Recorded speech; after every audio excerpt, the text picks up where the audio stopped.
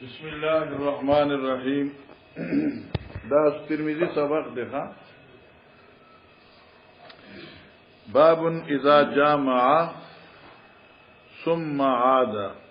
ومن دار على نسائه في غسل واحد باب مشتمل دے په دو اجزاء باندې جزء اول د باب اذا جامع ثم عاد یو سره خپل بیبي سره هم بستر شي ثم عاد او بیا د اراده د عود د جما په دغه شپه کوي مره واحده د دې څه حکم دی آیا بین الجماعین دے با غسل کئی یا نا یا بین الجماعین وضو با کوي یا بنا کئی جز یاول شو من جامع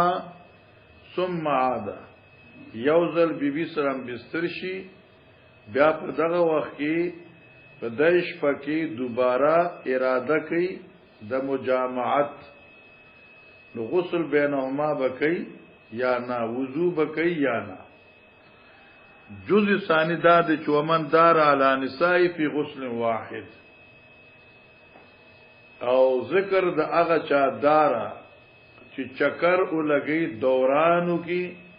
فخپلو بیبیانو باندې په غسل واحد کی شی یو د خچون کې د محدثینو احتیاط ته د رسول الله صلی الله علیه وسلم طاف علی نسائی حدیث ذکر دی نو اوس چونکی ومن دارا دا باب چې کم دی نو دا مستنبط من الحدیث دی ومن جامع ثم عاد دا د غیرنا د مسلې اخراج شو نو اوس مسله دا شو کې یو سړی یو خزره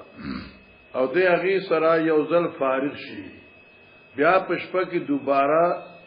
ملاقات کولو اراده وکي بین الجماعین د وضو سو حکم دی دارنګ یو سړی دو درې بیبیانې دي دو دي یا ارث چي او د یو بیبینا بلې بیبي سغتل غواړي بیا هم بین الجماعین وضو شته او کې نشته په دې پوجي دي کې دنه یو لوی حکمت دی ځکه چې د مخ کې صورت یو خزه ده نو هغه ظرف دی او هغه کوتا کا بس نور څه نوې مسله خوشته ده خو په دې دیم صورت کې چونکی خان دې مکنه یارا په دې دیم صورت کې چونکی محلین دي جدا جدا محل دي حالکه اول چونکی تنجیس د عضو شوی دی په فرج د یوي اوس آیا دغه منجس مستعمل اعلی په بل ځای کې استعمالول بدون الوضو یا بدون الغسل سو حکم دی اصل شی په کې بنیادی دا دی نو دې کې امام بخاری رحم الله فرمایي چې حکم د دواړو یو دی کې بیبي یو ده او کې بیبيین دي خوشو کنه حکم یو دی اوس په دې کې مسأله ده یو مسأله د اهل ظواهر ده چاہے ته داوود ظاهری وي او د موالکو کې د ابن حبیب مالکی مسلک دی چاغوی بین الجماعین چې کوم دی دا وضو واجب دی اور هغه د پارا مستدل حدیث کوم دی هغه د مسلم شریف جلد اول 144 نمبر دی چاغی کی راضی فل یتوضا التوازی فل یتوضا نو دی به ادس کوي او فل یتوضا امر له وجوب دی لہذا داوود ظاهری ٹھیک شو او ابن حبیب مالکی دا مسلک شو او باقی چکسمرا علماء جمهور دی لکه ائمه اربعه اغي وی چې بین الجماعین وضو نفس استحباب دی چاہیے کہ تنظیف هم دے او تنشید دا عضو هم دے لیکن کہ چر دے اتیان بالوضو نکی نو فلا باسا اس بات نشتہ دے مسئلہ کی جمہور اور مسلکی آل ظواہر. اس طحاوی شریف آئے کہ مستقل باب دے پدی مسئلے باندھی او ما څنګه چې د نغی کې خو تقریبا 66 صفحه ده. خو بهرحال حضرت عائشہ صاحبی قول دادی چې پیغمبر علیه الصلاۃ والسلام با کله چې مجامعت بین الزوجین کو لکه کنه جمع بکول یا بعود فی الجماع کو لا يتوضا حضرت بادس نہ کو. ٹھیک شو مولانا صاحبہ نو دی لپاره کې ابن ماجه ګوري نو دی ابن ماجه سره ډیر زیاته تشفی کیږي. ما ترا کړه اوس او دی وخت اوس ګوره علماء کرام او صوفیاء اعظام دې کې زما غالب په دای کې دا اوس ما د باسط د مده کې نشته.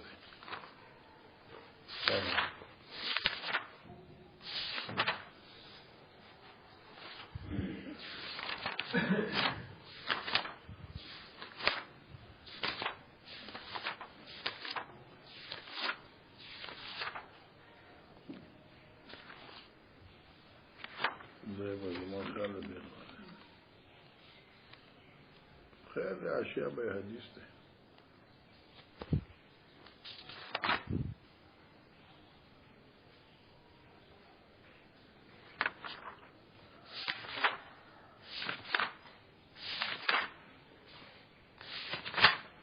تاسو ته نه راځي.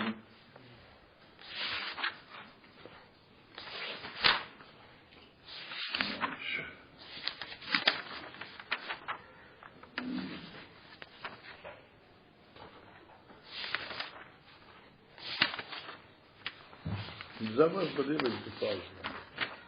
او کنه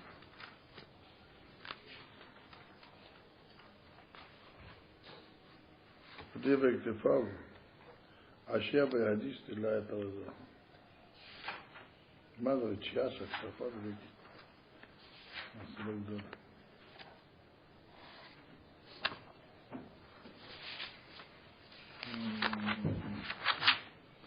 خیر دا څه مشکله خبر نه کېږي دا عام حدیث دی.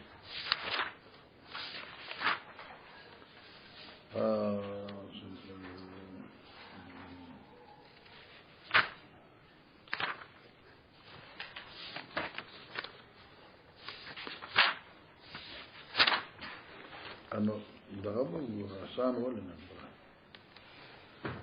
یو سړی و دا هغې جګړه وه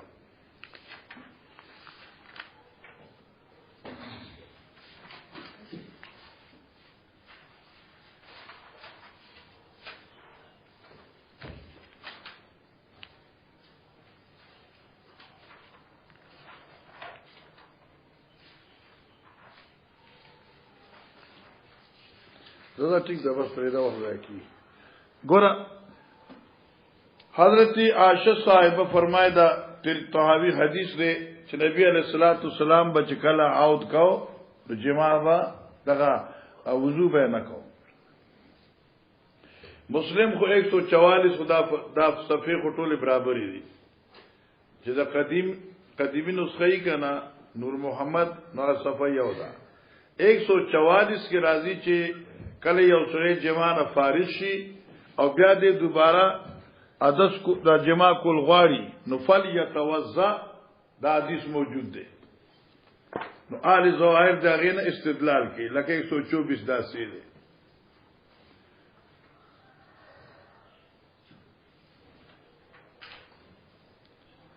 ایک 144 کا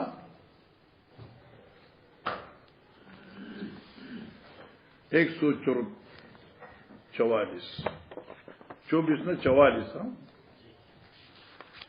دا وګوره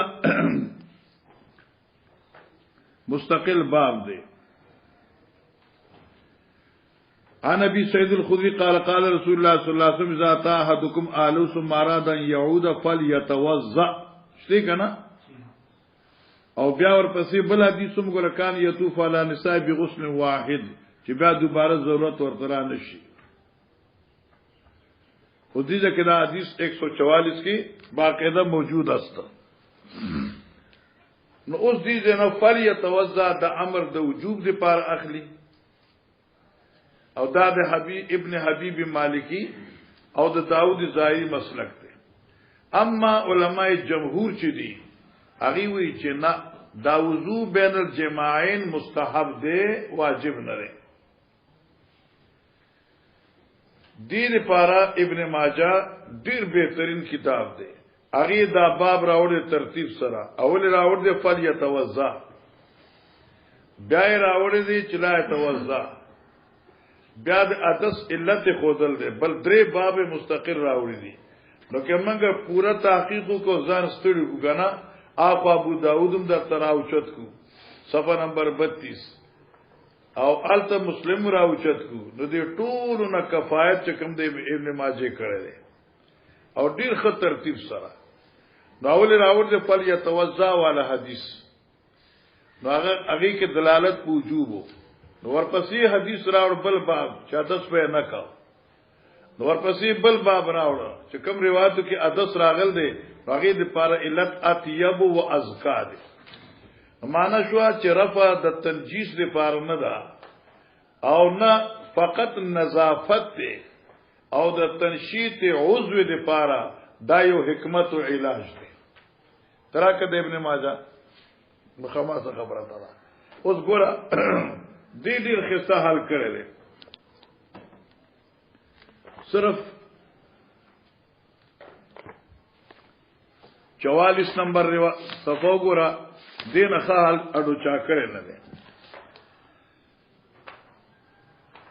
دا ولنه حدیث ته باب فی الجنوب اذا اراد العود توضا العود توضا جواب قال رسول الله صلی الله علیه وسلم اذا اتى احدكم آل ثم اراد يعود فل يتوضا دغه د مسلم رواج شو ٹھیک شو باب خرخه نمبر 2 کې اوس ګور اور پسې باب ما جاء فی من یغتسل من جميع النساء غسلا واحدا نو هغه مسلم کې چې کوم راغله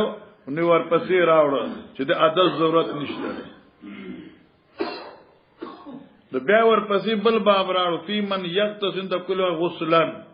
چار جمان فارشه غسل کی او دا غیلت هو ازکا و اطیب و اطهر چې کوم ځای حدیث خلاصيږي اوس بوج بلی مسئله باندې اشکال ختميږي الکه غسل واجب نه دی ځکه حضرت پریخه دی او وضو واجب نه حضرت پریخه دی بیان جواز لپاره او چې کړه دی اطیبو و اطهرو و ازکا و انشتو او روایت کړه دی و انشتو للعضو او دې کې نشاط پیدا کیږي نو حکمت تنشیط العضو شو یا رفع دی نجاست شو فل حاصل بین الجماعین وضو مستحب عند الجمهور وهكذا حکم د غسل دی اوس کې یو سړی یو بیبینا فارغ شي انو کې واخ ورسره غسل کی نو ازکا و اطهر و اطيب او کچره دې غسل نکنو یجوز پیغمبر علیہ الصلوۃ والسلام نو دواړه طریقې ثابت شوي یو طریقه کې دا عظمت شو چې شان نبی سره مناسب ځکه چې نبی اطیب دی اطهر دی نو هر یو نه بعد غسل یا وضو شوی دی دیم صورت کې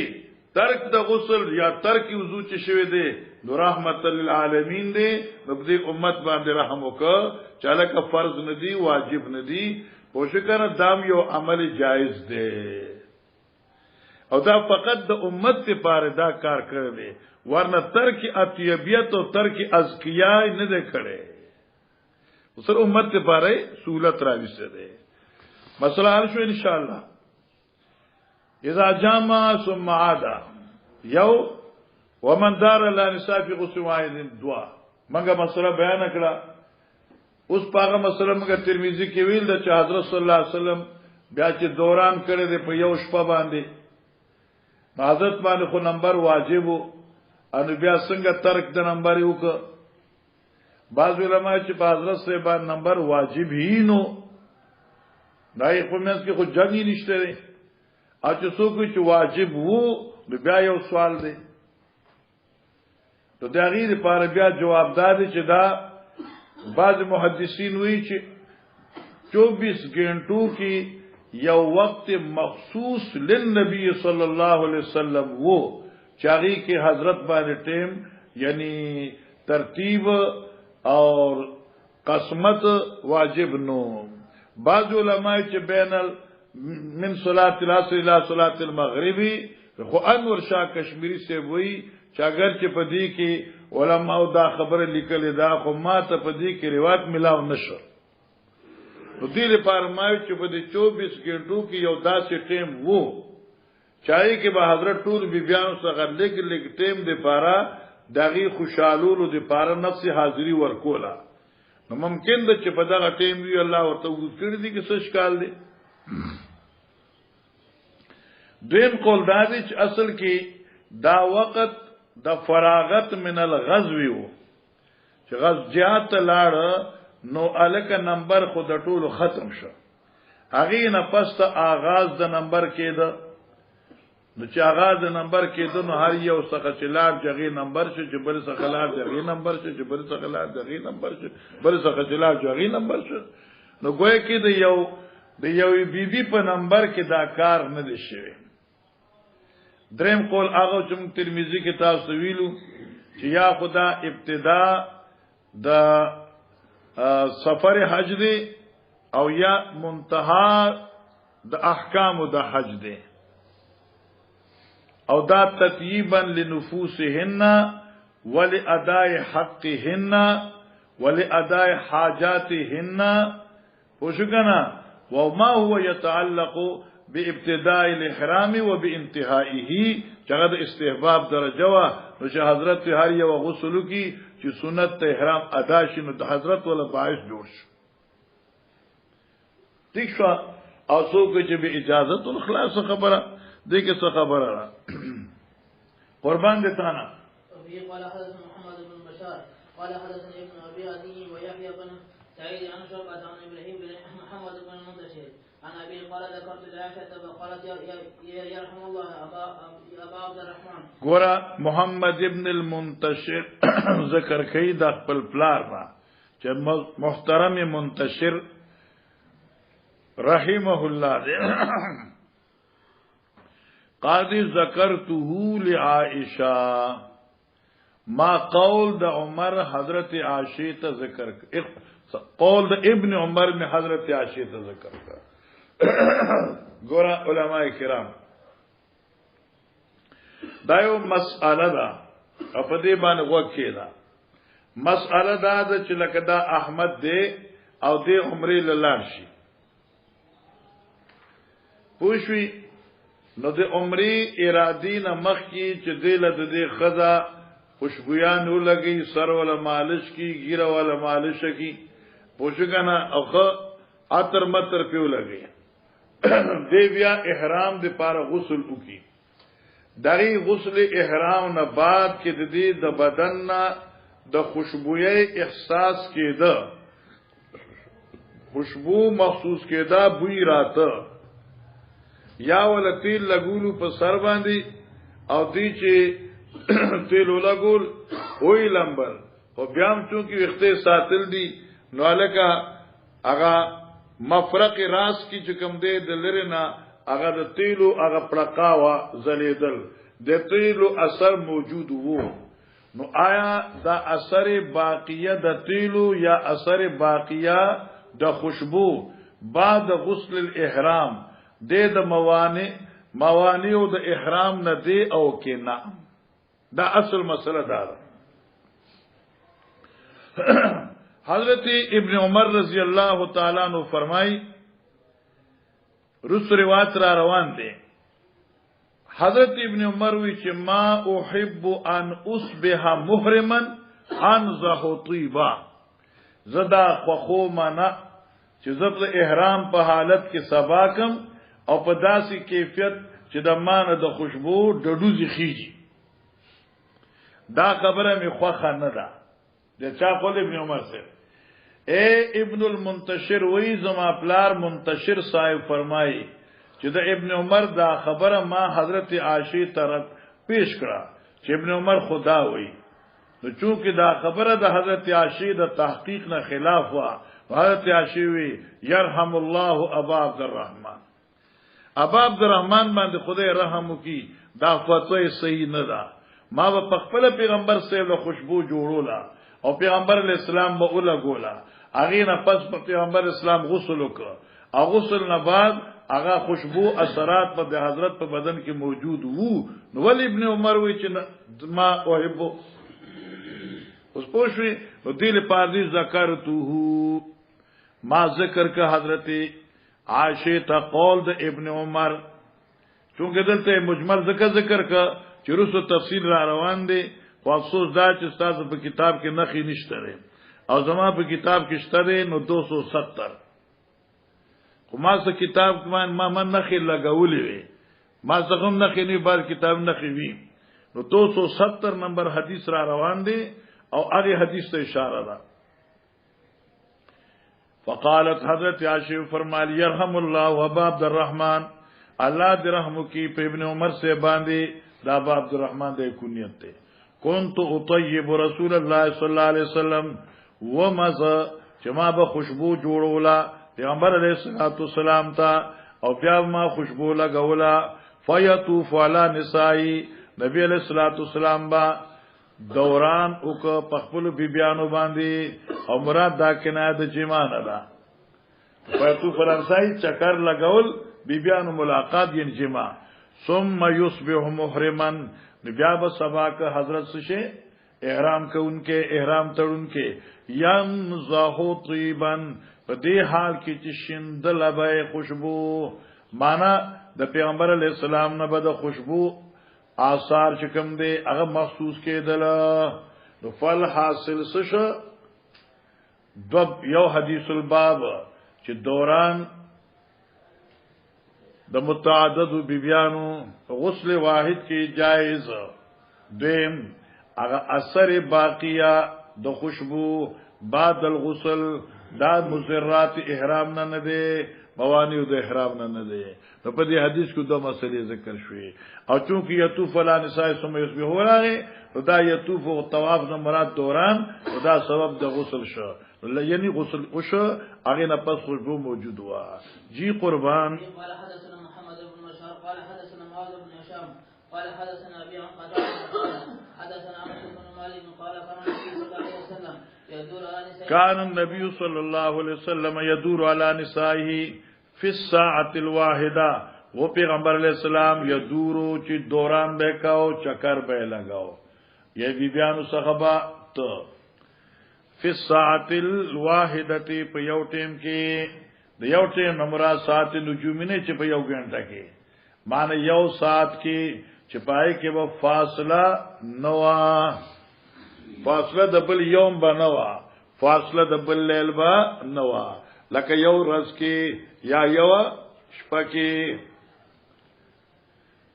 وهن 11 یا 10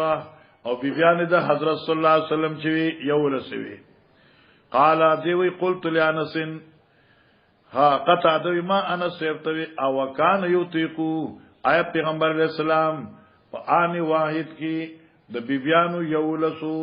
ملاقات طاقت لرون کې وو ادمره طاقت وو قال وکنا نتحدث من به یو بل تدا روایت بیانو انه اعطیا قوت 30 چې حضرت صلی الله علیه وسلم ته الله ورکړو قوت 10 کسانو بس اوس دا دیش کسان مطلق دي چې دا دیش دنیوي شي او کې دیش جنتی شي الګه کې دیش دنیوي شي هم اشکال نشته ده معنا کته چې یولس بیان دي ایولس بیانو سره مسلسل لگاتار لیل واحد یا نهار واحد کې قوت جمع وو جواب د 150 کسانو قوتو نو 150 کسان چې ده په یو ورځ کې د خپل بیبي ملاقات نشو کولای او کول شي کنه سبق باندې پوهیږي ته له ملاقات نشي کولی تا خیال نه چې تصور راځي اسیا ذکرې کوری نو چې هر دیش کسان وی او هر یو سره وعده کړی نو هر یو کس خپل بیبي سره د ملاقات قوت لرل شي نو د حضرت خود دې شو کسانو قوت او د دې شو کسانو قوت په مقابله کې لس بی بیانې نو دلته حضرت د شل نوري پکاره وي چې داسې و چې حضرت دیش بی بیانې وي او په یو شپه کې ملاقات کوله نو هم چې کوم دې قابل اعتراض خبره نه وا قابل سوچ خبره نه وا نو دا خدای حضرت چې کوم دې کنه سلس قوت سلسل خو ورته پاتې او یو روایت کې راځي چې پیغمبر علیه الصلاۃ والسلام لا الله د صلیحتو کسانو قوت ورکړو او بیا ترمذی شریف جلد ثانی کې وتا راشي صفحه نمبر 80 تاسو شاید ویلی وي نو صفحه نمبر 80 کې براشي چې د اتیاو د صلیحتو کسانو قوت او هر صلیحتو کې دا جنتی صلیح کسان دي او یو جنتی ته به د سلو دنیویو قوت ملاويږي نو دا سوچ مولوی سیوا 4000 شو کنه نو 4000 یا 3000 په لومبي صورت کې چې د 30 کسانو قوت شي 3000 شو او چې د 40 کسانو قوت شي 4000 افراد قوت شو الله الله تراکه ترمذی شریف جلد ثانی صفحه نمبر 80 سبحان الله سبحان الله سبحان الله سبحان الله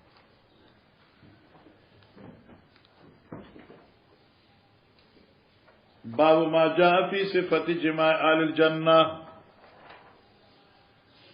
حديث عن أنس عن النبي صلى الله عليه وسلم قال يعطى المؤمن في الجنة قوة كذا وكذا من الجماع ٹھیک شو مولانا صاحب قیل یا رسول اللہ او یطیق ذالک قال یوتا قوت 100 دیتا برکولی قوت تسلو افرادو دا جنتیانو دغه بداسی وی چې صلیح تو کسانو قوت په یو جنتی لري ار چې بیا دغه کسان شنو یو جنتی د سلو قوت ملاو شو او نبی علیہ السلام ته د دې شو دنیوي قوت ملاو شو یا د دې شو جنتیانو ملاو شو د 40 جنتیان بر سر کې بر له په کاته دا کوم ځکه چې ګوتی رستا دغه دی ٹھیک شو مولانا سے انو له اشکالی ختم شو وقال سيدنا قتاده ان نتحدث منګه دا خبره بیانولا ان انسا حدثهم 9 نسوه یا 9 نسوه یو روایت کرا دی چې موږ دا حدیث بیانو چې نبی علیہ الصلوۃ والسلام سوي نه حبیبیان وی یولس مشهور وی دغه یولس وی او نه مشهور وی پدې کې یو ماریه قبطیه وا چې دا وینځوا ماریه قبطیه چې دغه نه ابراهیم سے پیدا شو او یو وینځه ریحانه وا ریحانه اور باقی اگر نه حبیبیان او بتاسو معلومی کنا خدیجه الکبرى رضی الله تعالی عنها دا د ټولو کې مشروا بیا زینب بنت خزیمه بیا زینب بنت جحش بیا عائشہ بیا حفصہ بیا جویریہ بیا ام سلمہ بیا ام حبیبہ بلا حضرت صفیہ ناشدہ اور حضرت سودا دا بیبیان دا پیغمبر علیہ السلام وی خودی کی خدیجه الکبرى چې وا هغه د هجرت نه مخکې وفات شوه او بیا غینه بعد د پیغمبر اسلام زینب بنت خزیمه چې وا دا په دریم کال د هجرت یا په څلورم کال د هجرت وفات شوه نو دوه خو تلاړي مخکې نو اوس ما بقي سو پات شوي ماریا قبطیه او ریحانه کې بیا اوس نه پاتې شو او چې دات لري کې نو نه چې دولاري جی و پاتې شو منګه چې کله فارغ شو مکنه انو دې برهان څخه یو مدرسه و نو الته کې بغي یو مدرس ساتو لستن طالبان ته پیرانو مدرسه و انو زما تقریبا موږ سره نه کسان طالبانو او ډیر خسته کتابونه ځواني و مزیدار او موږ بیا التنتو نستردال ته دا تقریبا 11 میل جوړیږي جمعې پر ورځ موږ ټول 10 بجې روان شو پیادل پیسې چرته وې چې نستردال د جمعې له بدلو پیادل یو 10 میل لار بیا به مزل ته بیا واپس راځو ډیر خوند وکاو نو ما به مازیګر درس کو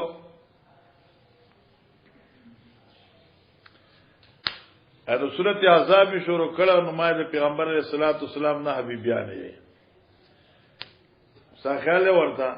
نو یو مرګی تاسو کو چې غنه حبیبیانه کمی کمی وي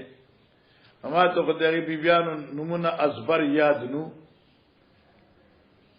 انا مولوی عام باشد کې چوپ نه شود نو ما استاد مور سنم دي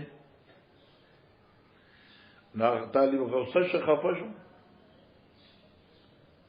مالک ولی خفه شوی نو ما ته استاد زما مور سره کار ته تاسو کوي نو ما ګوره ظالما تما ته د خپل یوې مور نوم نه خیمانه نه حبیبیان مند نومونه تاسو کوي نه مند تاسو کوي مته د خپل یو مور نوم خو ته تاسو نه مند نومونه خیم دا خیال ورته کنه اره واخ موږ ترکاو بل از پینډه تلاله نو التما یو رساله کو کته النبی الخاتم صلی الله علیه وسلم اغه کې د پیغمبر علی السلام د بیبیانو ذکر وو ارسل ما سوسم شته اوس پاغه طریقې نه چاپ کیږي نو د نه بیبیانو تذکرہ دغه د واده ذکر بیا حضرت سره دغه مدد رفاقت سمره د هر یو بیبي تذکرہ بیا تاریخ وفات اغم ذکر نو هغه چې میراوړن بیا می یاد کړ بیا می ورځ ول موضوع جوړ کړ مالک تا خو ماته د خپل یوې مور نمونه خو ده او ګوره تا خو زما د سوال جواب را نه کو خو زب ستاسو سوال جواب زکه در کوم چې ته بیا سبا شهید پته مې شمارې اوسه هغه ورته ټول شمار کړي انا بس بیا یو لوی رونق جوړ شي را ډیر زبردست حافظه ده هغه سنې ولادت سنې شادي او بیا د رفاقت او سنې وفات ټول ورته یاد او دا خو یو ملاتم نه یاد اوس د حضرت صلی الله علیه وسلم خو یو ولسوي یا نه وي نو مقصد دې دا نه دی د دې حدیث چې به یک وخت حضرت نه سره جماع کړي وا یا به یک وخت حضرت یو ولس سره جماع کړي وا ما د حضرت په نکاح کې یو ولسوي وشوي او د حضرت په نکاح کې نه پاتې شوی دي بس مقصد حدیث دا دی اوس دا نه وي چې د نه سره جماع کړي دا په یو شپه کې دا نه وي چې د یو ولس سره په یو شپه کې جماع کړي دا یدور علی نسائی حدیث کې راغلی دی نو معنی دا شو چې متعدد بیبیان وي نو کچره دا یو ولس نه یو ولس به یک وخت وي نو هم طاقت ته یو ولسو او که د نه بیبیان به یک وخت وي نو هم د نه بیبیانو قوت وو ټیک شو مولوی سما نو مقصد دا شو اوس دې چې بعض ملحدین ظالمان کافران چې دغه مرتدین چې دي دا غوي پیغمبر نه انصافي کړي دا په خپل ځان ته نه خذ کړي وي او امت ته پارچې سلورو اجازه ته او بعضی ظالم زامن دې په لیکل چې نبی کې شاوت زیات نبی ډېر شاوتی وي معاذ الله دغه جواب دا د ملحدینو خبرې دي د نبی علیہ الصلوۃ والسلام غوند معصوم شخصیت په کائناتو کې نه راغلی موجود شوی نه دی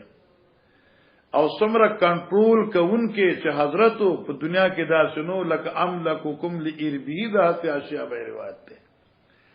بیا پیغمبر علیہ السلام خپل قوت بدنی ښکار کړی دی چې زما دمر لوی طاقت دی چې زه په یو شپه کې دمر بیبیانو سره مجامعت کولو اراده وکم مال پاس رکاوټ نشته دی خو باوجود دینا عصمت نظاره وګورئ سبحان الله د دنیا کې دار کافر ترم د کذاب او د مجنون او هر قسم فتوی لګیدلې دي خو د چا دا جرأت نه دراغله چې د پیغمبر په عزت باندې چا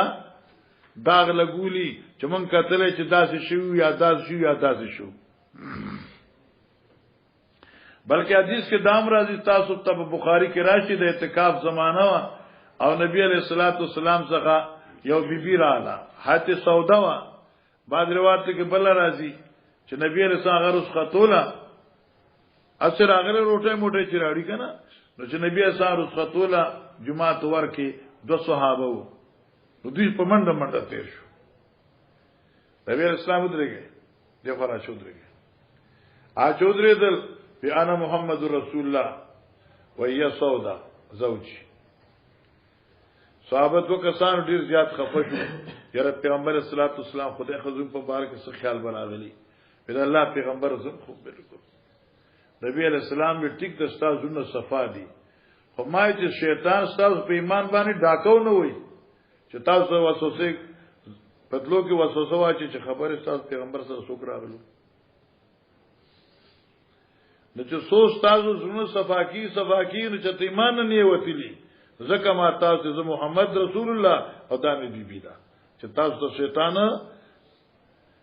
د پیغمبر معصومیت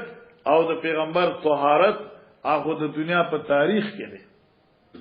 او دا کثرت ازواج دا مدافع شهوت په غرض باندې نو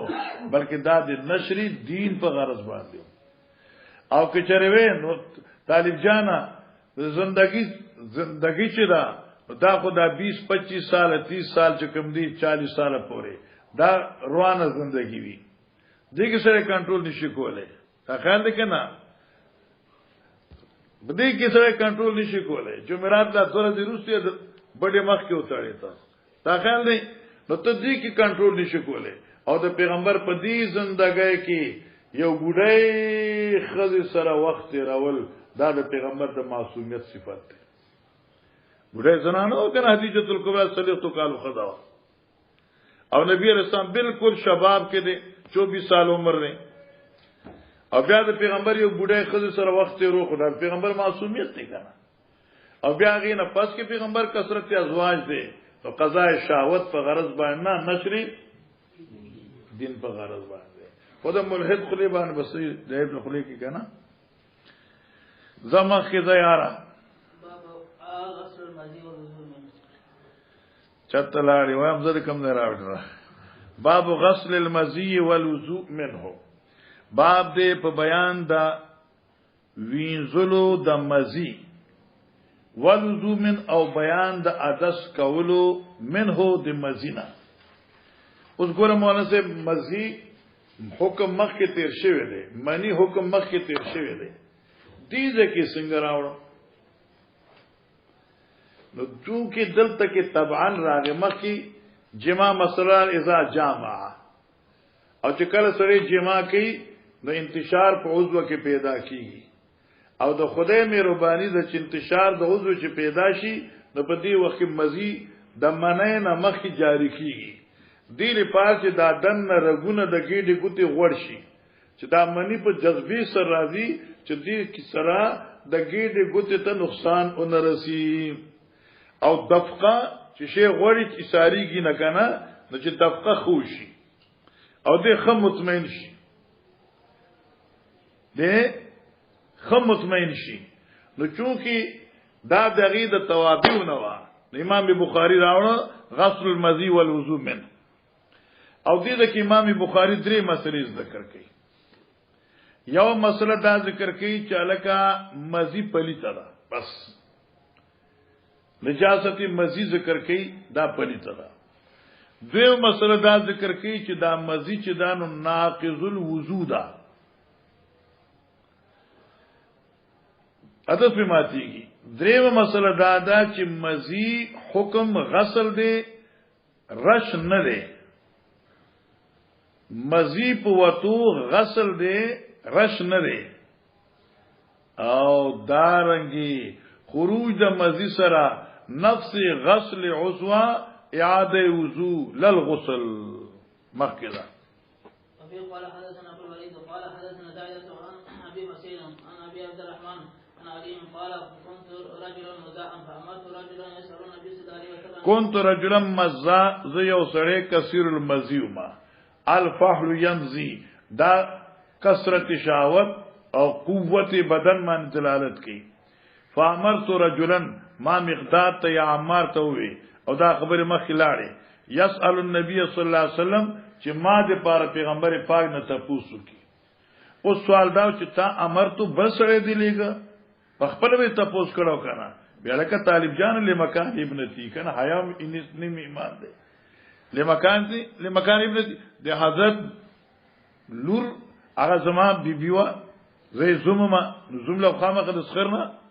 حیا او شرم پکار دی. فسألا نو دی رجل مال پاره تاسو کو به توزع واغسل ذکرک استنجا وکي او رحدث وکي. معلومه شه نقض وضو راځي حکم غسل دی رشن لري اور پنی طرح چل آسان دی. باب من تطيب ثم عاد سلو بقي اثر طيب. ګوره طالب جانا دا مخ کی چې کوم حدیث تاوی د هغه اعاده ده او دې لپاره مستقل باب دی. باب من تطيب باب دې په بیان د حکم دغه چا چې د خوشبو ولګي لکه تیل مل ولګي سر ورکی مالش کی خپل بدن یا په بدن خوشبو لګي ثم اغتسل او بیا دې غسل وکي وبقي اثر الطيب او پاتشي د غسل نرستو اثر د خوشبو نو سو حکم دی اوس په دې باندې د علماء کرامو بحثونه دي. یو دا دی چې شاه ولی الله رحمه الله دې ځکه دا ذکر کوي چې مسأله د غسل دادا چې د ټول بدن استیعاب دی د ټول بدن باندې د ابو افاظه ده په داسې حیثیت سره چې ستا بدن کی خشکی پاتی نشي خو دل کی بدن دا در باندې واجب دی او نه فرض دی. نو کې یو سره اولامبي او خپل بدن ټول لون کی او پست دینا کې چره لګول شوی خوشبو اثر په پاتې وی دا بقای اثر طیب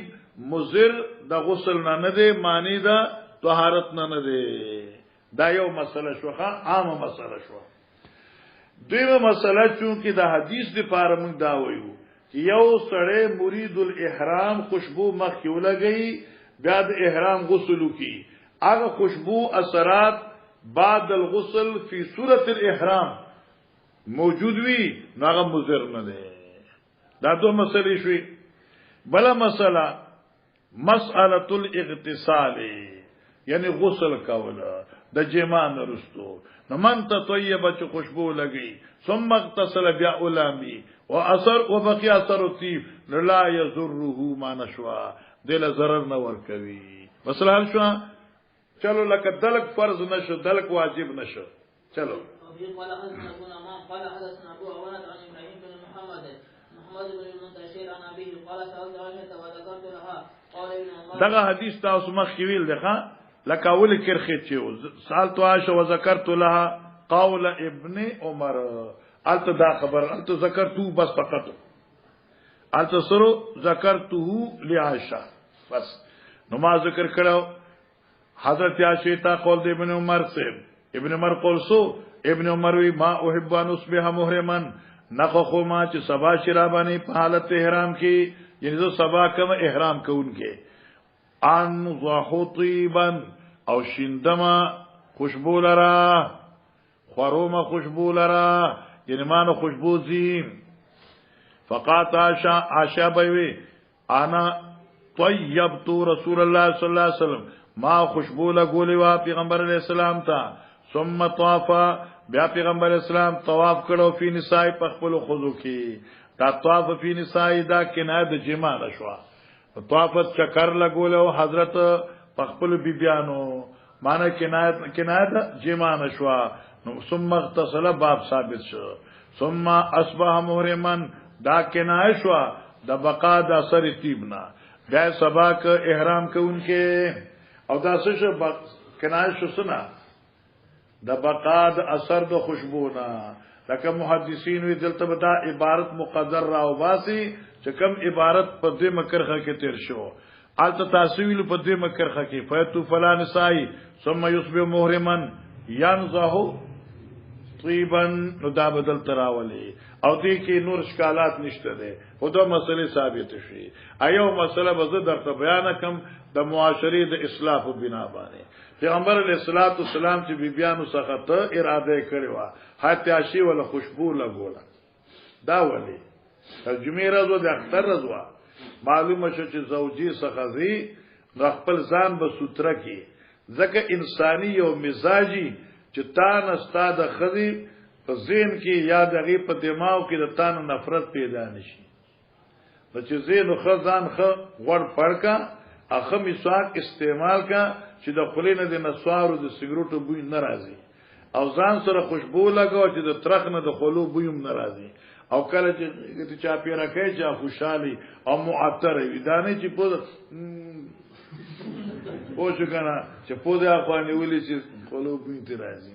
ونه شوي او یا چې کوم دې چې ونه خلني ځکه هغه خلا غوتانه تختی چې نسوار بوی ته راځي دې لپاره د طيب ګره غب شپ نه دی ګره دا مسله ده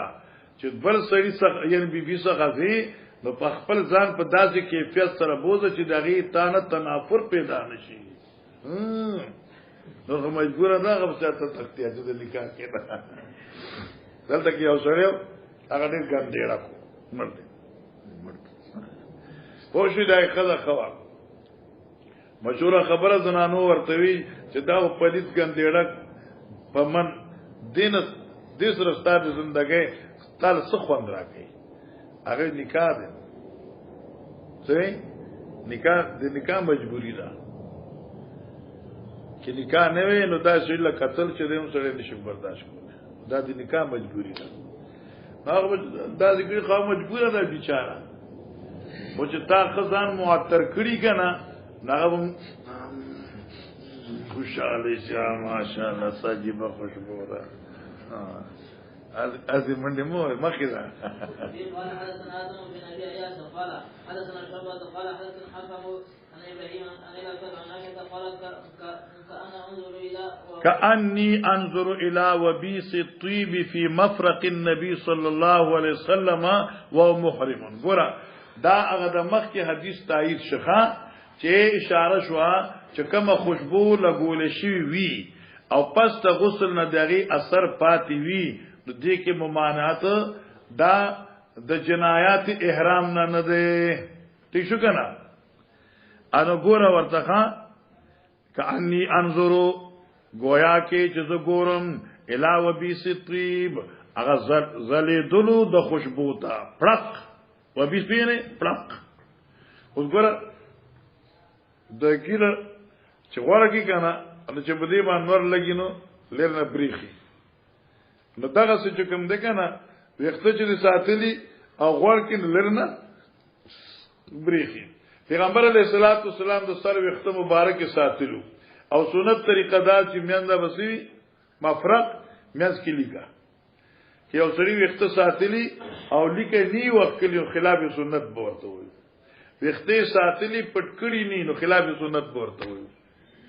او کې وخته ساتلی او دې کې کلپ ور کړی اکثر دې کلپ ور کی ګیر ځان لشي وخته د سر ځان لشي نو دا خلاف سنت دی بلکې زما فیصله دا ده چې لاندې جمعه ته بره ټټای دا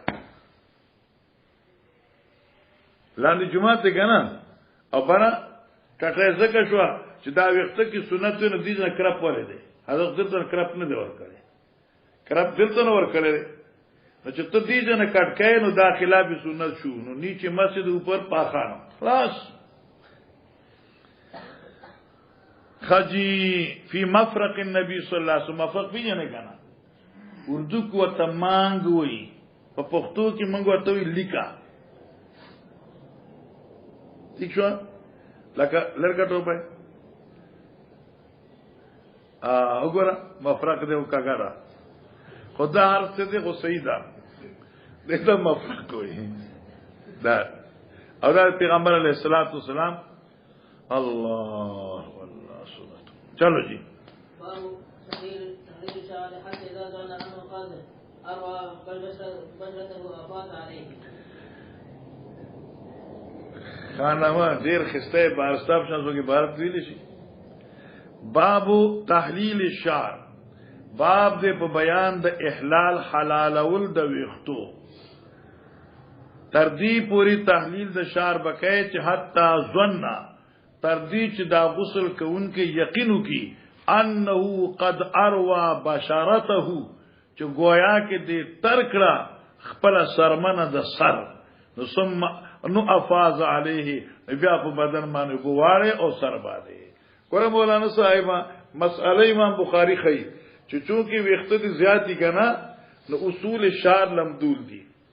نو کې یو سره مثلا او بو واخلی او د اصول شعر لامد کی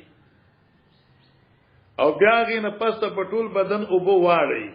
نو بس اصول شعر چې لامد شوی دي او پټول بدن حفاظت او بو شوا نو لہذا دې غسل وشو بس. اوس مقصد دې باب په دې مقام کې سره بعضی محدثین فرمایي چې د امام بخاری مقصد دا دی چې الکا دلک د وختو ضروری نه دی حلاله ضروری نه دی خو اوبر رسول د وختو وخت رسول ضروری دی چې په کم کیفیت ورسی او ټول بدن افاضه یا ټول بدن باندې اوبر روانول ضروری دی بس. لیکن چې کوم محققین او دوربین محدثین دي هغه د امام بخاری مقصد دا نه دی. امام بخاری یو اختلاف ته اشاره کوي هغه اختلاف بین ائمه و بین امام احمد رحمه الله دی. هغه دا چې الکا نقض الظفائر کونسه پرانستل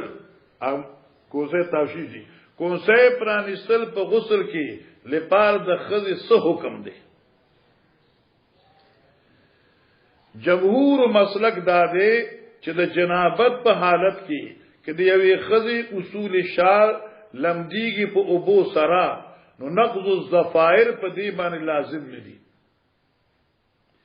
مقصد ایصال ما الی بشرتها ده نو چې وخت ټول لمدیږي اصول شار لمدیږي د کونسو کلاول ضروری ندی. ٹھیک شو حق دغه حکم رفع د جنابت او رفع د حیض د پارا مجموعی عند الجمهور دی کہ دا غسل د جنابت وی کہ غسل د حیض وی. امام احمد رحمت الله علیه فرمایي چې د جنابت غسل کې نقض الظفائر ضروری ندی ځکه چې دا جنابت خو کثرت وقوع لیکن ارچه حیض دے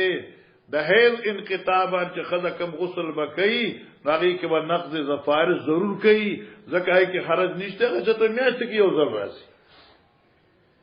امام احمد سے مسلک دی هغه امام احمد مسلک چې کوم دی هغه د امام بخاری هم دی.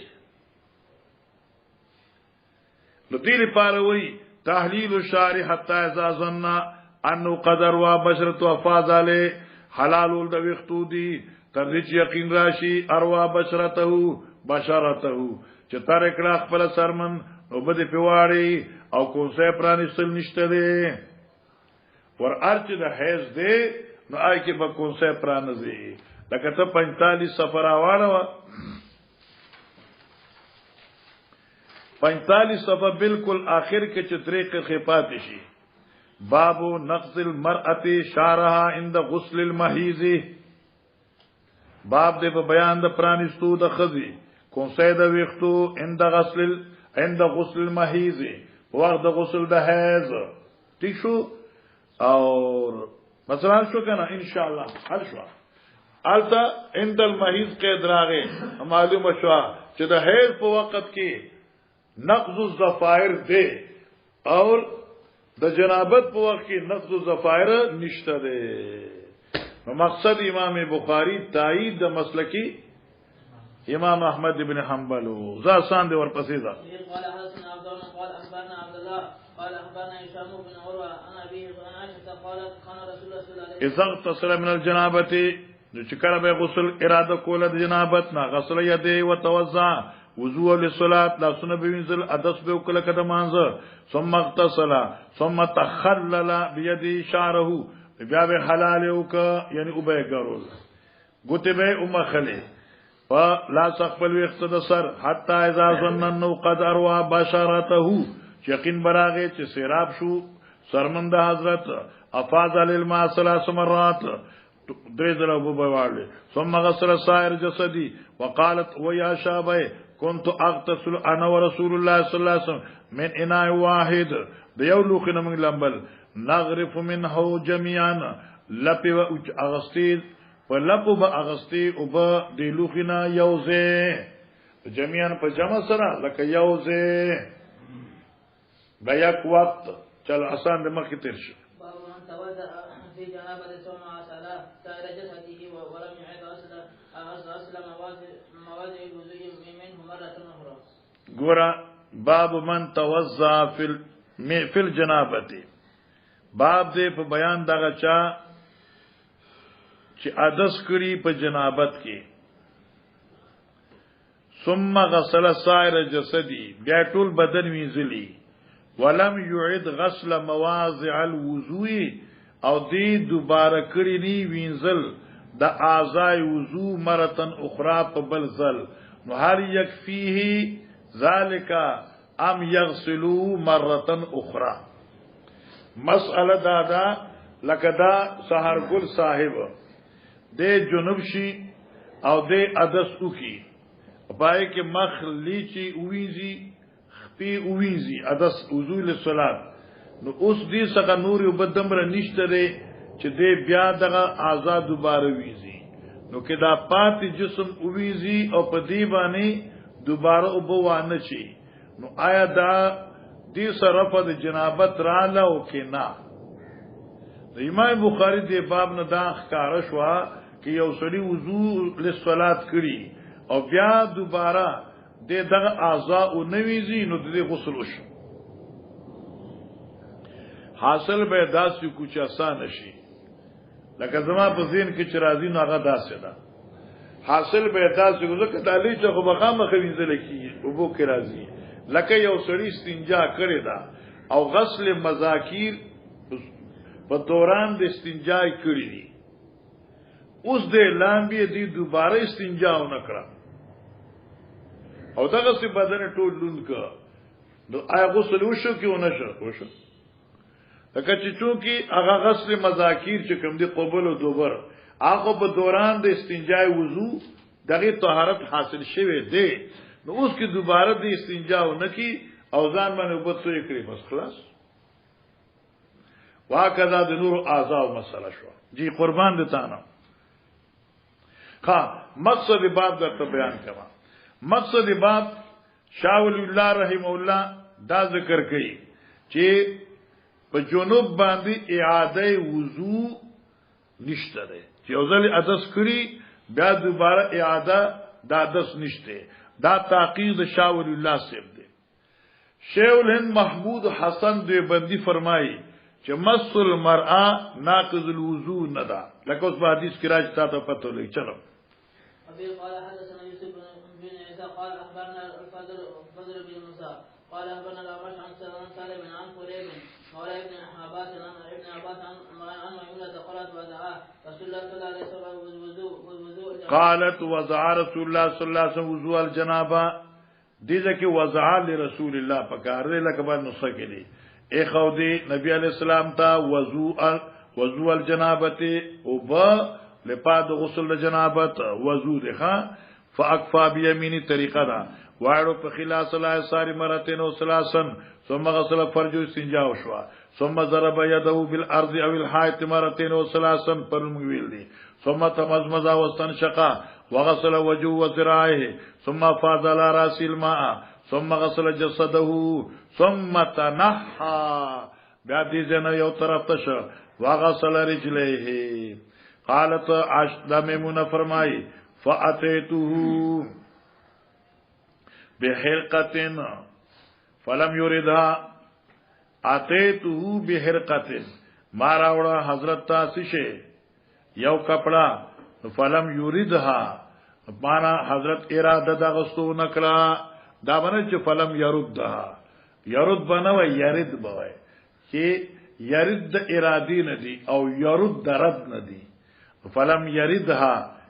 فلم یردها مانا اراده دا اغستو نکلا فجعل ینفذ بیدی پیغمبر علیہ الصلوۃ والسلام د خپل بدن نا او بس شندلی لر کولی پلاس مبارک خپل سلام اوس دیږي کې دا مسله موږ مخکې ویلې ده چې پیغمبر علیہ السلام خرقه وانه غستا اوس په دې باندې باس کړی دی استعمال د مندیل لکه مخکې موږ باس وکړه په معنا یو محدث ذکر کوي د پیغمبر علیہ السلام معمود دا جمله خسته ده صاحب الحق پیغمبر علیہ السلام معمول وو د بدن او چول په طولی یا په حرقه سرا او دغه دلیل دادی چې زوجه صاحبه مکرمه میمونه هغه ول طولی راوړلا ځکه چې خزه د مزاج زوج نه خبرداري نو کې د پیغمبر عادت نه نو بیبي بول راړل نه خو دې راوړلا پیغمبر پاک وانه غستا اشاره دا چې کله کله پر خپل پکار دی عادت ته طرفو نه دی پکار عادت ته مسرفین نه دی پکار کله کله نکولم پکار دی انور خبر خو تا ته پته مخ کړه باب اذا ذکر فی المسجد باب دې په بیان دې خبره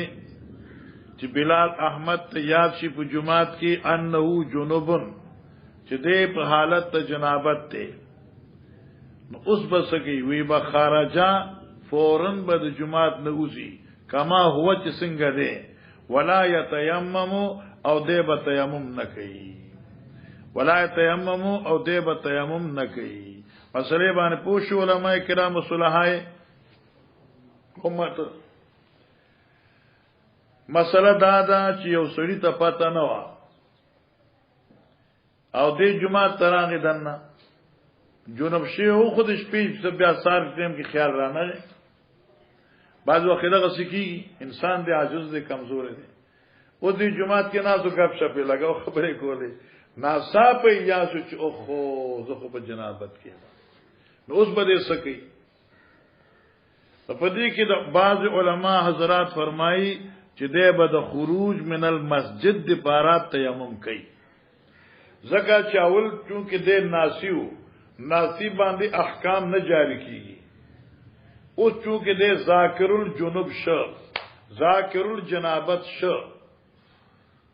او چې ذاکر شو نو په دې باندې احکام دا علم متوجی شو او جمعه ته خو په جنابت کې تلې نشي نو دارنګي وته هم نشي نو تبته هم کوي امام ابو حنیفه سے ابراهیم الله او جمهور علما وایي چې دې به تیمم نه کوي یو دم به پاتې جمعات نه بوزي لکه مولا زکریا جمله لیکل رحم الله ډیره خسته ده چې څومره وخت اشتغال په تیمم کیږي نو دمره ټیم کې دی وته هم شي کنه لہذا په دې تیمم للخروج نشته نو د فورن بار تراش او پاغي باندې د رسول الله صلی الله علیه وسلم عمل ذکر کیږي مخکې راځي تا ته چلو قال حدثنا عبد الله بن محمد قال حدثنا عثمان بن عمر قال أخبرنا يونس عن الزهري عن ابي سلمة عن ابي هريرة قال اقيمت الصلاة ووضعت الصفوف في قيام فخرج الينا رسول الله صلى الله عليه وسلم فلما قام ابي هريره سے فرمایا چې قیمت الصلاة د منځ اقامت وکړې شو بس وعدلت الصفوف او صفونه د منځ ادرول شو برابر کړې شو قیامن ولاړ سره کنه قیامن برابر والی سره فخرج الینا رسول الله صلی الله علیه وسلم نبی علیہ السلام راغه مونتا فلما قام فی مصلاه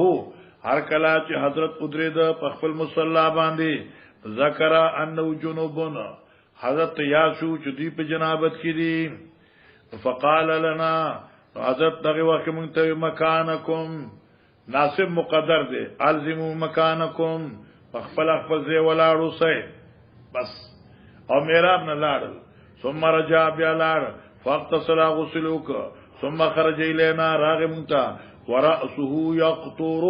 او د حضرت سر مبارک نا او به سسیدلې آثار د غسلو فکبر نو تکبیر وی فصلینا معه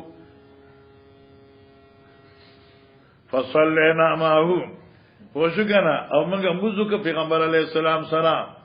کته کې درد وچا فصلینا معه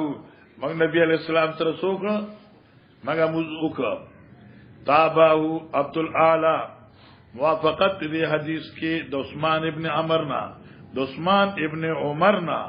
موافقت کړی دی عبد الاعلى د مامرنا عن الزهري وروال اوزاعي عن الزهري او دا روایت امام اوزاعي ذکر کړ دی د امام زهري صاحب نا په پدې کې اشکال سره تا باب کې ویلو چې خارجه کما هو ولا يتيمم بخاري مسلک کو د جمهور جیاد شي ورتا فورن بوزي او تیمم بنا کوي لکه پیغمبر علی السلام چې مصلی تو درید او جنابت تو تیار شو او صحابه ته مکانکم او بدون تیمم حضرت مسجد نبوت او غسلک بیا راغی عبد الوارث تانه تاسو کو الله الله زین ته دار ازي چې پیغمبر علی السلام په جنابت کې او پیغمبر علی السلام نه جنابت څنګه ایرش او راغی په مصلی ودرې دو بیا واپس لا حالانکه پیغمبر خو ازکا او اطیب الطیبین دی انو دا دمره طوالت په جنابت کې څنګه راغی او ایرته څنګه شو زين تفرازی دا څه خبره نو داغي جواب د عبد ضعیف طرف نه داده چې حضرت له ارشیو نو ارکړشو ته لکه باب د صاحب چې کوم دی التم دا لوی اعتراض راځي چې موږ کې خطای خپل راځي چې سړی یو خدای کې ناسي لکه سارګل په موږ کې څنګه خطا کیږي فعلا به خطا کی چې دی ولاړی په جواهر قرآن کې اورو چې کوم دی په سمارو کې وي نو اله به خطا کیږي او چې دې جسمن او روحان دلته نو څنګه به خطا کیږي فالته محدثین فرمایي چې الله په صح وراويستا لپاد اجرا د احکام د صحوی دلته نسیان الله په راويستا لپاد اجرا د احکام نسیان چې دې کې وګوره پښتو مخه تکای نه چې خلک به مړه دا څنګه سره او چې جنابت کې اوس جمعه ته راغی دا څنګه سره چې بيو دته مستودري ده او انسان خو بابا وای دی ته چې دا غینه نسیان کی کرا او چې چرته ته اسناء صلات کی ستات آدمی طهارت ملا معلوم شي نماز نزان فارغ کا او لاړ شو طهارت حاصل کا پدې کې شرمېګا ما صرف دا مسله دا ما ته خي زمونږ یو محترم استاد او ډیر مزاجن غپیو ای بعض وخت دا پښتو سره غر کوي غنا یغه څنګه یو سره چې تکور ناسو ماشومان سره او ډوړې خو یاسه ناسو ټیز واچو دا ټیز خو اوسې سره نه کنه بعضی خو سره نه خو ناصاف درس شي نو ټیز واچو بس دا په خوا پښتانه په دې باندې زیات خفه کېدل او دا یو لوی آر اوس خو ځا بعضی علاقو کې څوک ټیز واچو الحمدلله ولکه ور کې څه وته ولکه نه خېټه سپکا شو انو سره وته بس کور نه لاړو تختې ده چې دا خدای راته چې تاسو ټیز مار خاوند دي چې ډیر مده پس راغې او دیوی چې رضا اوس په دا خبره رشي نو چرته کور کې د کور بار دي کوڅه کې ګرځېدل راګرځه د شپې ټیمو چرته ماشوم رانه وکړه جوړانه وکړه د خزې چیز مارځیا وایي کنه رانه کې د خسرې چو د ظالم ته اوس یاد دي انا بس کور په ټولو باندې پار پاتې شي تر نو کله کله داسې چې دا پښتو سره غرقې هم څنګه نو پیغمبر علی السلام دا عمل الله په صادر ک چې ځان بنا غرقې کی یاد شي درته نو فور الله سبحان الله سبحان مګر ګجر خان کې سبق وی د سن 64 خبره ده تاغي وخت وی نه ویتا د سن 64 خبره ده تراوی وی زم یو استاد او عالم او متقی پرهیزګار ته تراو په دوران کې اګه صف نو تلال دسو او بیا راغی او تراو ته درې پوښوي د بیا رستوي امام نو لکه امام خو حافظ مخکې کنه تراوی خو حافظ کولی ار بیا چې ما عدس کې فرق راغی دا نه چې عدس مې مات شي کنه عدس کې فرق راغی ما تجدید وک بعض خبر ډېر عجیب وي ما عدس کې فرق راغی او یو بزرگ عالم سره زموږ رفاقت نو جایب او عرب بول کول دا بنوي چې مچیا جو کوما په بل کې استنجا کوم وړ استنجا کوم راځم ای عادت دا وړ استنجا کوم راځم باتروم ته به اراده وي لګي استنجا کوم راځم خدانه چې زب ګولو لازم دا خبره خوان نه کوي کنه نو هر خبره چې کوم دی دغه د آداب د لاندې نو خوان کوي نو اوس مسلې باندې ځان پوکا پیغمبر علی السلام ساو شو نو سو ساو کړی شو دا خبر د ادب نشو اوس دې کې دا مسله دا چې دلته وی ذکر انه جنوب حضرت تدایا شو چې دې په جنابت کې دی نو معلومه شو چې په مصلی ولاړو او یاد شو لا په مز کې شروع نه وکړي ابي داود کی راضی چې نبی علیہ السلام تکبیر اووی بیا ورته یاد شو تیشوا مسلم کی راضی چې اراده ان یکبر تکبیر ویل نو البته اراده کړي و نو بعض علما وی مسلم مالا ابو داود مراو باسا دا ګره دا مسلم جلد اول تزان بیا ولیکا 220 صفحه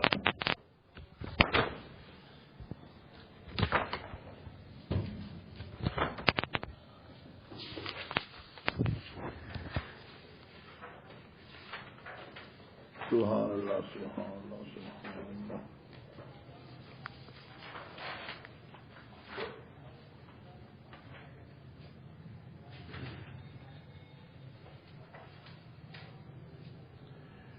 دا ګورا مولانا صاحبہ دا حدیث دے کہ سیاد ہارون ابن معروف و حرملۃ ابن یحییٰ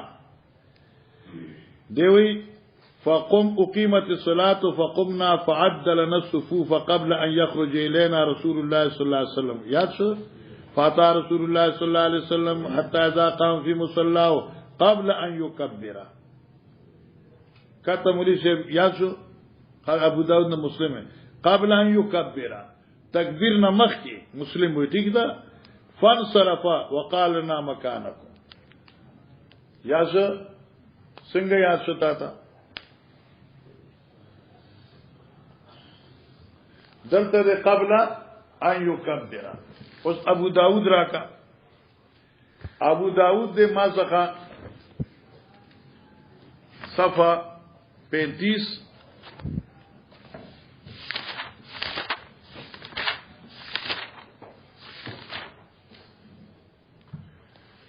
اللہ اللہ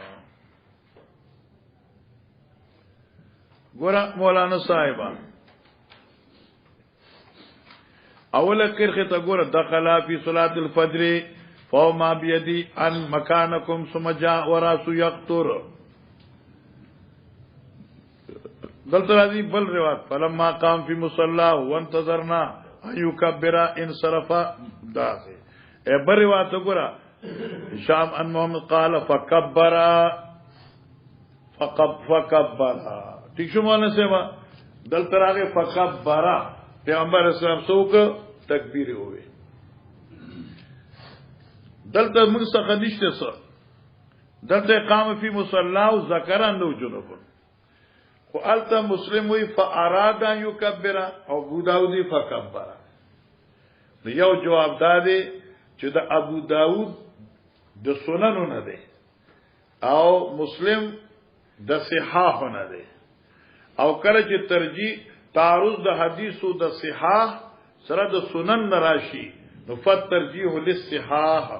لہذا ابو داود په مقابله کې روایت مسلم راجح دی. دویمه خبره ده چې دلته فکبر دی او مسلم کې اراده دی، نو د ابو داود فکبر په معنی اراده شو، نو فاراد ان یکبر، حضرت لا تکبیر نو ویل. یو دویمه خبره دی نه دا معلومه شو چې الکه اصل قاعده ده چې دا افتتاح د مانزه او په میز د اقامت چاته تکبیر وای وصل پکار دی، لیکن کله چې فصل زائد راشي معمولی فصل مضر نه دی، لکه اوس بعض روایتو بعض خلک داسي بچ امام مکبر لا اله الا الله اکبر څوک قد قام صلاه مخیم الله اکبر شروع کی، دا خبر صحیح نه ده، متون لیکل دا خو صحیح نه ده، ځکه چې الته پتا باندې اقامت جواب ورکول دي، سو پور چې مکبر اقامت ختم کړي نه دي امام باندې شروع کوي، خو کې مکبر تکبیر ختم هم کی هغه نه پستا امر ضروری خبره وي، نو امام کول شي لکه به صفونه درست کړي، خبره مکوای، موبایل بند کړي، ونه شي دا ویل شي. بلکې تاسو بخاری ان شاء الله باب را روان دي، بخاری کې راځي نبی علیہ الصلوۃ والسلام تکبیر وشو، نبی علیہ الصلوۃ والسلام یو سړي سره ولاړو خبره کول به الله اکبر. نو یو د مطلق فضل یو د فصل کثیر، نو روایت کې راځي فصل کثیر چوشي نو اقامت اعاده اولادا او کې اعاده اونکي نو جائز دی لکه داش تکبیر شعر حضرت تل د کوته غسل بیا تشریف راوړی دی او چراغ سفر ما مرګري ولاړ الله اکبر او زې مزار د صحابهونه چې دقه سي ولاړ د حضرت په انتظار دې ته ګوره ډیر ګرانه خبر ده مولوی صاحب، ال انتظار اشد من اوس کې تاسو کوئی تاسو په خپل مرزه باندې لس غنټې دلته ولاړې او کې تاسو چې مولوی صاحب 15 منټ لیټ دي ته بیا غړې ته بیا ګوري چې به تاسو چلو شهره جی لیټ شو او کې په خپل مرزه 15 غنټې ناشته کنه نوم پروا زم چې زار د صحابو نه چې دغه سم مکان کوم باندې ولاړو الله اکبر زار شم د تانه کنه یارا پرېږدم دینا باب نفس الیدین من غسل الجنابه، باب دې په بیان د شندلو د لاسونو د غسل د جنابت نه. سبحان الله سبحان الله. ګوره دو مسلې دي، لکه او دې لمبل هغه نه بعد ته داسې کوي لاسونه کا داسې یا لاسونه وسندل اکثر داسې کوي، یا لکه بعض خلک په قانون مليان او طالبان به داس کو چې داس وکړو نو اخر کې بیا چې خلاص بشه داس مداس وکړو. دا کوم کتاب کې راځي دا تحلیل اول په وضو کې دی اخر کې نشته، خو چې خلک داسو کې بیا داسو کې، حالانکه دې هیڅ جواز نشته دی او بالکل به داسې بیډنګ خبره ده، داسې بیډنګ خبره ده لکه چې احمد د بوت پر ځلاړ شي کړي ته خیال دی ورته دا خو دغه سي به سره وړه خبره ده، لکه اره خبره په سر خون کې. اوس دلته کې دا نفس الیدین من غسل الجنابه امام بخاری ولې راوړی دی؟ سبحان الله. د دې ګڼ توجیهات دي. یو توجیه دا ده چې امام بخاری د یو روایت ضعیفه رد کړي. هغه روایت ضعیفه دا دی ابو داود کی راضی چې لا تنفذوا ایدیکم مسنده خپل لاسونه په عدس کې فانها مرواح الشیطان یا مرواح الشیاطین، ته چې داسې کوي داسې مکوا دا د شیطان ببوزي دي، دا شیطانی عمل دی. نو پیغمبر صلی الله علیه وسلم ته روایت منسوب کړ دی د حضرت روایت نو امام بخاری راوړو نفس الیدین من غسل الجنابه، لا سندل د غسل جنابت نه چې فارغ شي دا ګناه نه دی، سندل شي دا سندل شي دیم قول شاه ولی الله رحم الله فرمایي چې د نفس الیدین کې امام بخاری اشاره کوي چالک ماء مستعمله دا پاکی دي لکه چې داسې چې کینو خامخ دا ستا په بدن بم لګي کنه او تاسو چې بل څوک دی غیبانم لګي لہذا نفس الیدین چې کوم دی ماء مستعمل ناپاکی نه دي یعنی پاکی دي ٹھیک شو مولانا صاحبہ درېمه خبره دا چې دینه معلومه شوا لکه بعض علما وی چې لکه عدس چې دی وک نو اعضاء تنشیف یې او چوا ما زکه دا او بتر لیکيږي پوښوي نو دینه معلومه شوا چې اصل علت دا نه دی چې داوی نو پیغمبر صاحب په سندلې ولې اګه ته چې حرقه زکه نو اغستی چې بدن نه یو بند نه لر کولې نو سندلې څه دی بار دي وای کې دغه حکمت چې پیغمبر اسلام کله کله عادت بدل غواړي زور پسې ځه قال حدثنا عبد قال اخبرنا ابو حمزه قال سمعت عن سالم بن ابي جعد شابه دا تامخ کې ویل دي قال ميمونه وذات النبي صلى الله عليه وسلم سترت بصوب وصب قالت ميمونه وذات النبي صلى الله عليه وسلم غسلا فسترت بصوب دمخ ترجو وصب على يديه فغسل ما ثم صب بيمين الى شمالي فغسل فرجه فضرب بيد الارض فمسح ثم غسل فمضمض واستنشق وغسل وجهه وذراعيه ثم صب على راسه وافاض على جسده ثم تنحى فغسل قدميه فناولت صوبا فلم ياخذه فانطلق وهو ينفض يديه معنا کپڑے وانه غستا او الله سے سند معلوم شوا چې اوبې ځان لرکولی په سندولو د لاسونو سره او حرقه او چته استعمال نکړه یا مناسب نوا یا دوام په دې عمل باندې خوښنو زکه چې نفس عادت ته حضرت کی حرقه استعمالول وو زکه بیبي راوړي وو باب من بدأ بشق رأسه ثلاثه الأيمن في الوسط پانړو پکاري باب دې په بیان دې من بدأ بشق راس الایمن فی الغسل باب دې په بیان دا غچا چې شروع کی په خي طرف باندې فی الغسل په غسل کې ٹھیک ده مولانا سیوا ګوره دې کې دوه نقطې دي هغه نقطو ته وغوږ کړي امام بخاری په دې باب باندې رد کوي په هغه چا چې څوک وایي چې ابتدا بالوضو واجب ده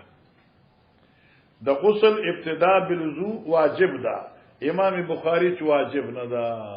سنت ده واجب نه ده ذکر فرمایل من بدا بشق راسی فی الایمن بالغسل هغه سوچ غسل ابتدا کوي په اړولو د ابو سره په سر باندې وضو خو ذکر نشه درات پاغه ظواهر باندې شو چې کوم چې ابتدا بالوضو واجب ده الکه ابتدا بالوضو سنت ته واجب نه ده خلاص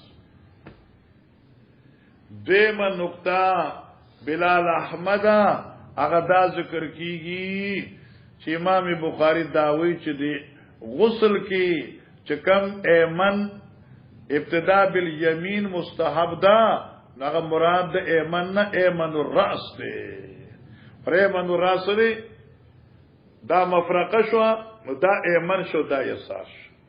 زما دا چې ساده ده اخیرا نور پکې سشته نه شابه قال حدثنا حلات بن يحيى قال حدثنا ابراهيم بن نافع عن الحسن احسن ابن مسلم عن صفيه بنت شيبه عن عائشه قالت كنا اذا اصاب احدنا بجنابه